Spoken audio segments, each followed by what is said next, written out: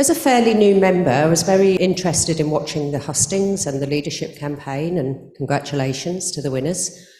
A lot of talk was made of compassion and inclusion and the need to look after every person in the party.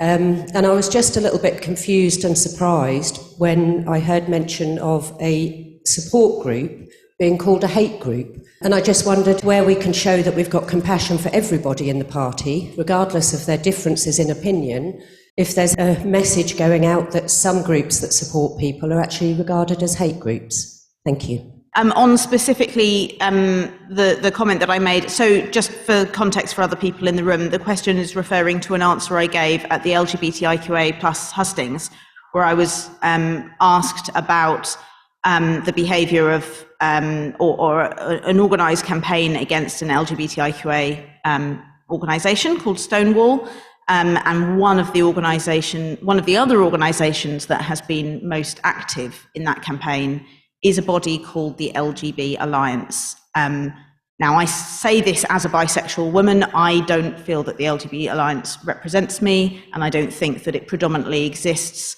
to represent LGBT people's rights. It predominantly exists to oppose trans people's rights. That's why the T is specifically absent from the acronym. And this isn't, a secret. This is in the public domain. They were specifically set up to oppose the trans-inclusive policies that Stonewall have. And so that's the context in which I gave that answer in the hustings, that yes, their name might make it sound like they're standing up for the rights of LGBT people, but I hardly know any LGBT people who would recognise that that's what they do. Like, you can see from the stuff that they put out in the public domain that their focus is on opposing trans rights. So that was the context of that answer.